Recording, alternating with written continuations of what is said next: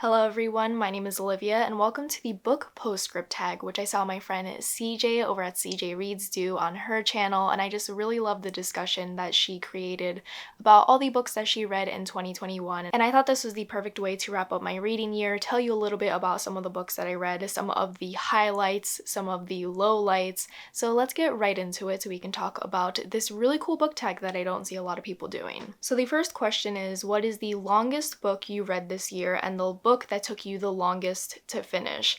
And this book took me over 50 days to read. I did not realize it took me this long to read, and it is The Labyrinth of the Spirits by Carlos Ruiz Zafón. This is the longest book that I read this year with about 800 pages, and it took me such a long time to get through this book. This book started out very slow, like a lot of Carlos Ruiz Zafón's books, and I really did not prioritize reading this book, and I took my time with it, and it took over 2 months to read, which is a pretty long time for me in terms of reading a book. Usually I commit to a book and I'm able to finish it within the month at least, but I read this alongside so many other books and I just always prioritized those other books rather than this one, so that's why this took me so long to read. And it was also 800 pages, and we all know I do not like long books, so it took me a very long time to complete this, but I'm glad that I finally did by the end of this year and it did not roll around to 2022, because then I could have said it took me over a year to finish this book and that would have been a true nightmare. The next prompt is a book you read this year that was outside your comfort zone, and I was looking through my Goodreads and looking at all the different covers of the books that I read, and only one stood out in terms of being outside my comfort zone, and that was the Diana nonfiction that I picked up on audiobook that was over 13 hours long, so it was a pretty chunky nonfiction, and it is actually my first nonfiction centered around someone's life and their history. This is my first biography, I believe, and it was a very interesting read because I did not know a lot about Princess Diana beforehand because she passed away the year that I was born, and we didn't hear a lot about her in history classes, obviously, so I wanted to take out the time to educate myself about her because she is a figure in history that I really look up to and I am interested in, so I wanted to know a little bit more about her, so I decided to pick up this nonfiction that she collaborated with the author on, and he secretly interviewed her while she was in the palace, and she shared the darker moments in her life, and she was just very raw and real in this nonfiction. And I think that if you were to pick up any nonfiction about Princess Diana, I would highly recommend this one because I just thought it was so well-rounded, and I really enjoyed the fact that she collaborated on this nonfiction to tell her story to the world, and I think it was just very authentic, and it was just such an interesting read, and it made me want to pick up more biographies about people in history that I am interested in. So that is the first biography that I picked up and I read entirely, and I'm really glad that I pushed myself out of my comfort zone because I feel like I would have never picked that up beforehand, but I'm glad that I'm like reaching out and trying new things in terms of reading. I actually have to fact check myself here because I have picked up a biography beforehand. I was looking at my nonfiction section, which is right here, and I have my Lauren Bacall biography that I read, and it is one of my favorite nonfiction books of all time. It just really stuck with me. Her story stuck with me. So I have picked up a biography beforehand, but nonetheless, Princess Diana's nonfiction that I read was outside of my comfort zone, and I'm really happy that I branched out and tried it out. The next prompt is, how many books did you reread this year? And I only reread 2 books this year because I'm really not a fan of rereading books. Whenever I pick up a book that I previously read and I'm reading it, I'm just subconsciously thinking in the back of my mind, I could be reading something new. I know how this story is going to end. I know my feelings about this story. Why don't I try something else? So I don't tend to reread often, but I did reread 2 books this year. And I picked up Mindhunter and Next Year in Havana. These are some of my favorite books of all time, so it's no surprise that I was able to reread it very easily and had a great time annotating both of these books during my reread. So Mindhunter I reread because someone kindly gifted me a copy of it off of my book wish list, and when it arrived in the mail I was flipping through it and I was thinking to myself, I would love to annotate it, add my own notes, add my own thoughts, and have a conversation with the text because this nonfiction just completely fascinated me, and I just really wanted to revisit all the different cases that John E. Douglas highlights in this novel. So I reread it and I annotated it and I added a lot of different notes and I had a great time with it. And the same goes for Next Year in Havana, which I reread because my friend Jenny has a book club called Reading in Color, so we read the book together and then discussed it over on her channel, so I will link that discussion down below below. So I had a lot of fun revisiting Next Year in Havana. It's one of my favorite books of all time, and I was able to annotate it as well. So this is a story that I very happily reread because I knew returning to it would feel like home, and it definitely did, and it made me so happy to fall in love with this story all over again, as well as discuss it with Jen and E because that was just such a great discussion and I had a lot of fun with it. The next prompt is, what is your favorite reread of the year? And I have to say both Mindhunter and Next Year in Havana, they both had an impact in a different way. Mindhunter I got to revisit, annotate, study, and Next Year in Havana I got to fall in love with all over again. So I feel like both of those books were amazing rereads. The next prompt is, what is a book you read for the first time this year that you look forward to rereading in the future? And the nonfiction that I eventually want to read once I get a copy of it is My Body. My Body was just an informative, awe-inspiring memoir that I greatly enjoyed. I have been following Emily for years upon years on Instagram, and I've always really looked up to her, both in her ability to be a model, a successful business owner, but also be an activist as well. And I just loved everything that she stood up for, and I just loved learning more about her. So picking up My Body was something that I always wanted to do once she announced her book, and I did not expect to love it as much as I did. Her writing was easy to follow, addictive in a way, and I read it in like 2 sittings, and it was just such a wonderful memoir that taught me so much about the industry, taught me so much about the darker side of Hollywood and the modeling industry, and I just loved hearing about her experiences. So this is a nonfiction that I definitely want to reread, to annotate, highlight, because some of her quotes and her passages were just so moving. So I definitely want to get a copy of it to add to my nonfiction shelf. The next prompt is, what is your favorite single short story or novella that you read this year? And in my notes I put, don't like short stories, and that is true. I really don't like short story collections. I always fall for them and pick them up and hope that I will like them, and I just do not enjoy them. I think it's because I do not like the length of the stories. I think that they are always too short. I feel like we don't have enough time with the characters, and I feel like we don't have enough time to develop the plot. So I always feel disappointed when I finish a short story or an anthology, or if I pick up an anthology, I only end up liking like 3 stories out of like the 12 that they feature. So I have finally set in stone that I am not picking up anthologies or short story collections anymore because they're always 2 or 3 star reads for me. They're literally never 4-star reads or 5-star reads. So I have to just accept the fact that I do not like that form of storytelling, and I can't waste my time with them anymore because they always disappoint me in the end. The next prompt is Mass Appeal, a book you liked and would recommend to a wide variety of readers. So I have a romance and a historical fiction that I think would appeal to a lot of readers. So the first one is The Love Hypothesis. Like I said before, everyone is falling in love with this story because it is wholesome and it is everything that you would want and more in a romance. It is fake dating, it is set at a university, it follows the sunshine and grumpy trope, and I also think it would be a perfect introductory romance. If you have not tried out the genre yet and you are very unsure and you don't know what to pick up first, I would highly recommend The Love Hypothesis because it's a perfect beginner romance. It is so cute, it is so wholesome, and I cannot rave about it enough. Then for a historical fiction that I think would appeal to a large audience would be The Stationery Shop.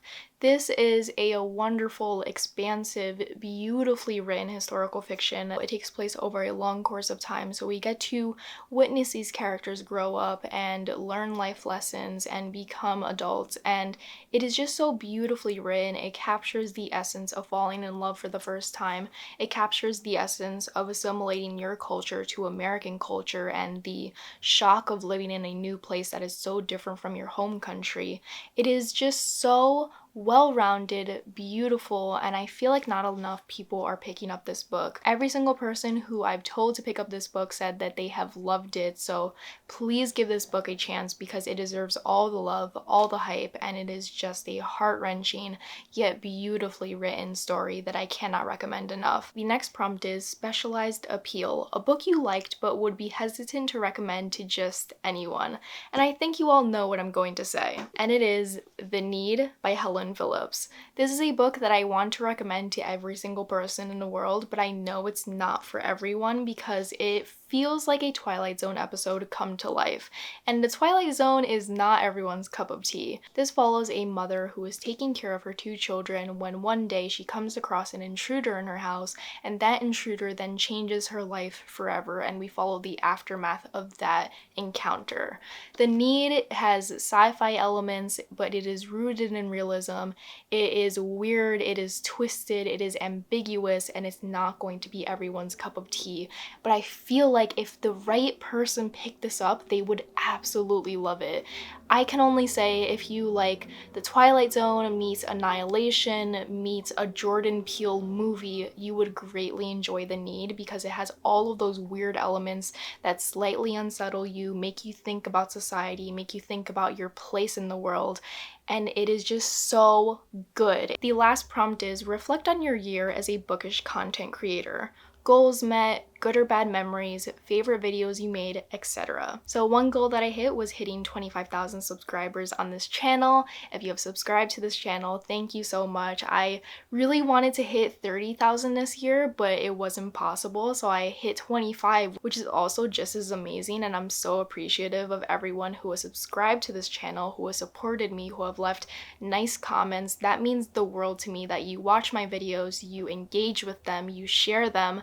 That just means so much to me, no matter how many people subscribe to my channel. Another goal that I hit this year was launching my Patreon. I wanted to do this for months upon months, and I was thinking about it in January and thought I should just do it in February. So I did it, and I really enjoy that community over there. It's just a great way to give you some behind the scenes content, give you early access to videos, ask for your opinions, and just connect with people on a very personal level that feels safe and warm, and it's just a wonderful community, and I hope I can share more on there in the future. But I launched a Patreon. I'm really proud of myself for doing that, and while I started out with a lot of different tiers, I realized my limits and realized how much I can offer to others, so I have had to adjust my tiers throughout the year, but the people who have still supported me throughout all of that mean the world to me. So if you're able to, I would love to have you join my Patreon. I'm really happy that I launched that this year. I'm also really proud that I was able to integrate more lifestyle content into my Instagram, which if you have not followed, I would highly recommend that you do. I really wanted to incorporate more lifestyle, fashion, and movie content over on my Instagram, and I really hope to increase that pressure in the new year.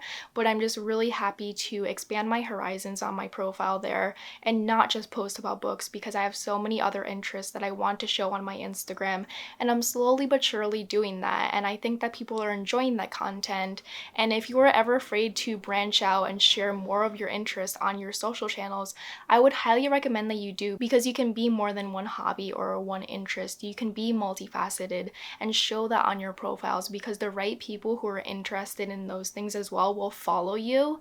And I just think that people shouldn't be afraid to branch out. And at first I was, but now that I have branched out, I want to do it even more, and I want to share more of my interests, and I want to share more of my movie reviews on Instagram, and I'm really happy that I was able to do that this year. Some of the bad memories from this year is the fact that I just did not have a good reading year. I just picked up a lot of books that were 3-star or 2-star reads, and I have to get better at DNFing books. I have to stop being this polite person who feels like she has to finish these books just because I started them, just because I'm 40% through them. If I'm not enjoying a book, I should just DNF it instead of finishing that book and rating it 2 stars. And I hope that next year I can pick up more books that are 5-star reads, because I feel like I only had like 2 5-star reads in 2021, and I read over 80 books this year. So I want to have a better reading year in 2022. I'm really hoping that I'm able to find some amazing stories, DNF the ones I don't like, and just have a better reading year all around. As for some of my favorite videos, one that I greatly enjoy and always think about is my Little Women reading vlog. I just think that my Little Women reading vlog was so cinematic and beautifully filmed, and I had a lot of fun diving into that classic novel and taking my time with the story and reliving all those scenes from Little Women the movie that I greatly enjoyed but in book form. I thought it was so fun to have seen the movie first and then read the book, because I can visualize all the different scenes that the book is mentioning, and it was just such a fun reading vlog. So I will link that reading vlog down below, because I'm really proud of it and I just think it's visually stunning. Another video that I love that not a lot of people have watched is my video called Letting Go of My Fear of Failure. I tried out a bunch of different hobbies and let go of my inner critic and just really enjoyed trying out these new hobbies and putting myself out there and pushing the limits of my comfort zone.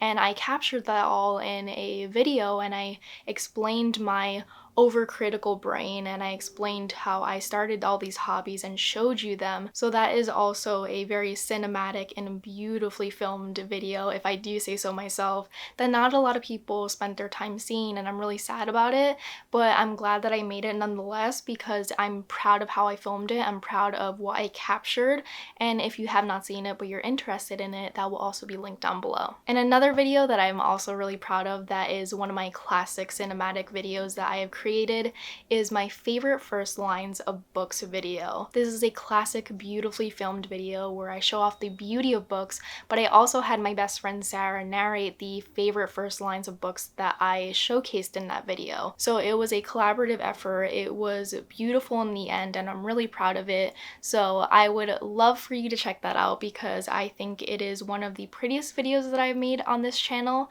and I think that not a lot of people are doing that type of cinematic work over on BookTube. So I'm really proud of the work that I have created and I'm proud of myself. I'm allowed to compliment myself. I think it creates a very cozy, calming, atmospheric type of vibe for all my videos, and I hope that comes across.